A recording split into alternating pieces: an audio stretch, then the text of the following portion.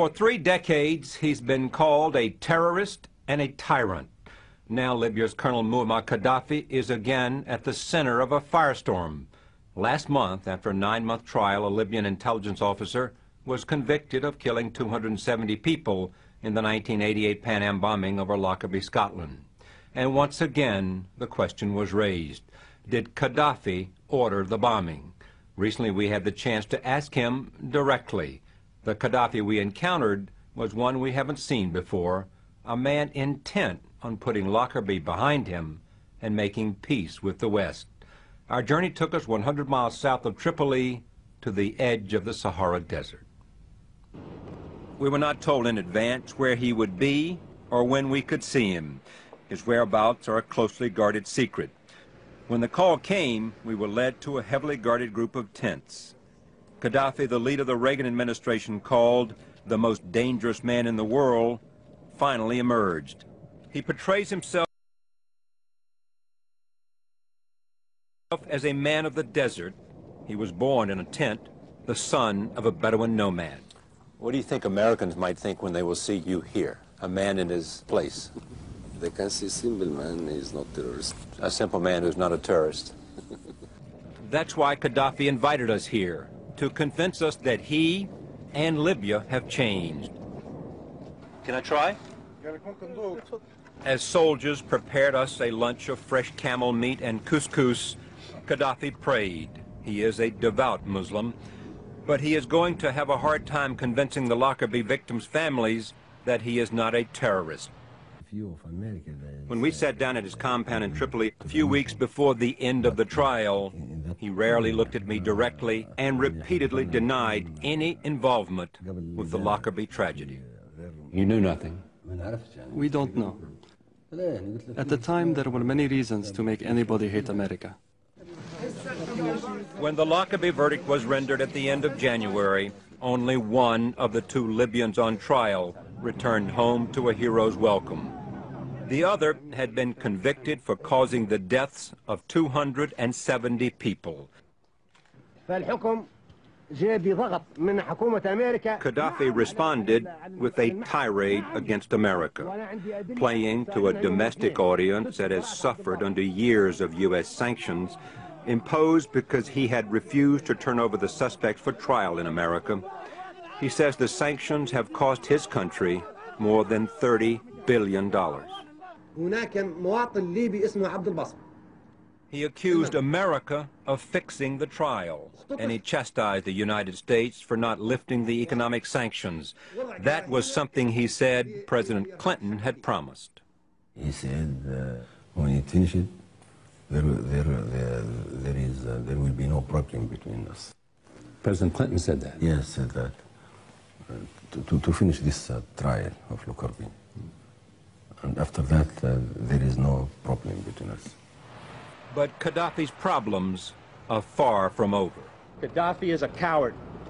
He is a rogue leader, and Libya is a rogue nation.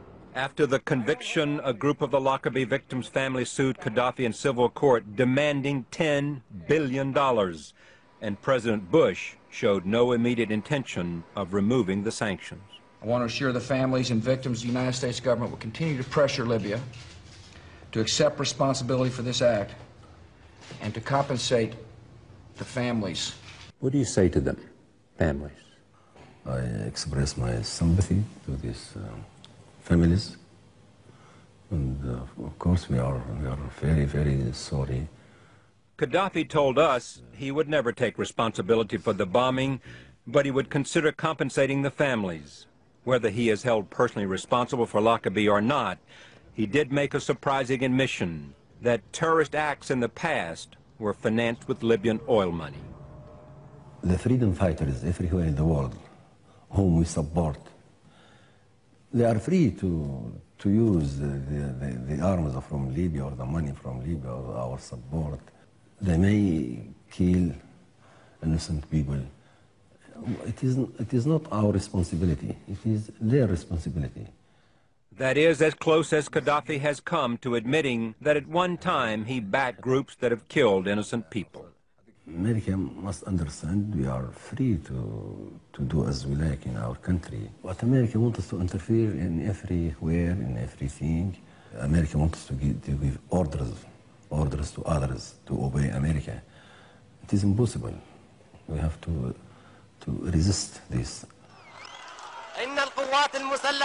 Since he took power in 1969, Colonel Qaddafi fostered a reputation as an unpredictable rabble-rouser and became America's loudest critic in the Middle East. Tensions with the United States came to a head in 1986 when Qaddafi was blamed for bombing this West Berlin disco. 2 American servicemen were killed.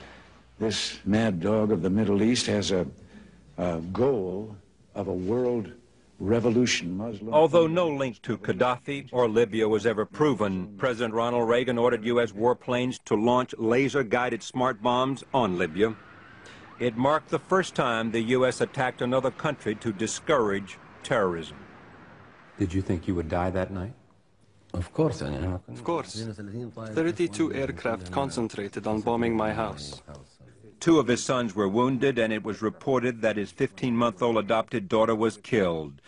Qaddafi was not physically hurt, but the attack affected him dramatically, according to Milton Virist, an author who has followed Qaddafi for years. He talks about his daughter who was killed in one of those bombings. My judgment, seeing him talk about her, is that he was profoundly wounded by this event, and he has not recovered from it. Wounded in what way? I mean, personally, psychologically, he remembers this child. And he still seems bitter.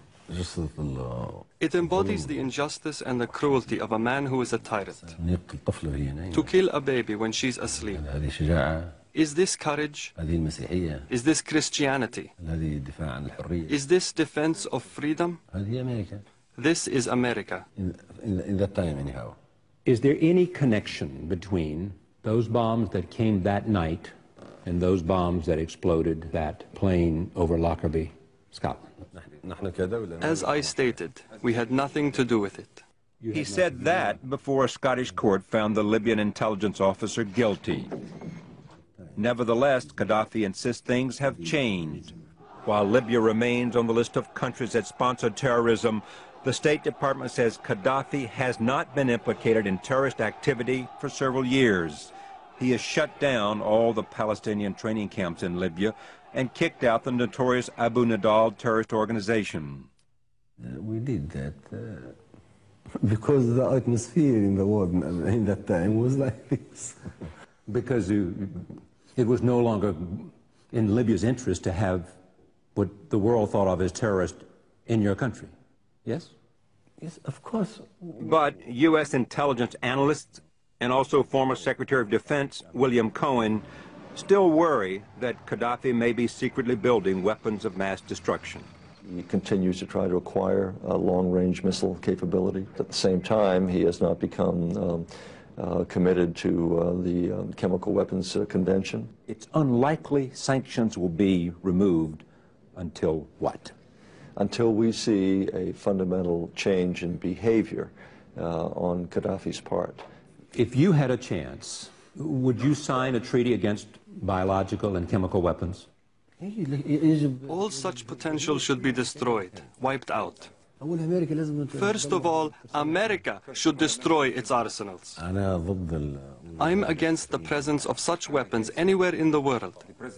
Such weapons should be destroyed, all of them. Do you have any?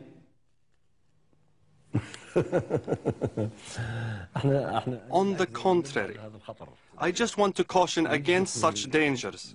We should protect the world from such evil.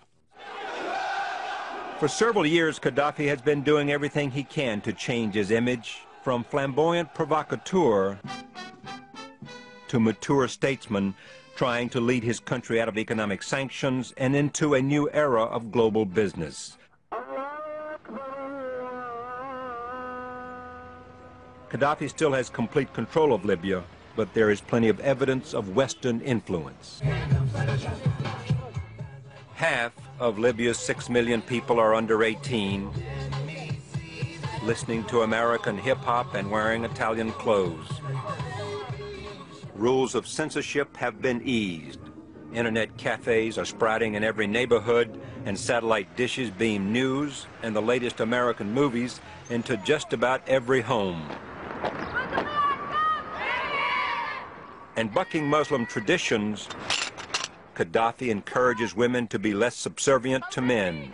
He founded the first female military school in Tripoli, and more women than men graduate from Libyan universities. And on the international stage, Qaddafi wants to play peacemaker. When war broke out in Uganda, the Congo, Ethiopia, and Eritrea, Qaddafi negotiated ceasefires, part of his long-held dream of creating a unified continent called the United States of Africa. And he seems to have a new attitude about Israel as well. The man who once wore white gloves to avoid touching anyone who had shaken hands with Israelis now says he sympathizes with the Jewish people and their struggle. The Jewish have been oppressed during their history. They have been dispersed all over the world. As a matter of fact, as a people, they have been persecuted greatly. As a revolutionary man, I must support the oppressed people. What surprises me is that he is speaking rationally about Israel at all, because up until very recently, at the snap of a finger, he would go off in an anti-Israeli tirade. I can't imagine that he is prepared to change his mind about Israel, but if he is, I'd be delighted. I'm a little skeptical of that one. Your father? Muammar Qaddafi turns 60 next year, and maybe he's mellowing. He does seem committed to bringing Libya out of 3 decades of isolation. But in the wake of the Lockerbie decision, that goal will be much harder to achieve. Meantime, he will continue trying to reshape his image. Last time we saw him, the lion of the desert was sniffing roses.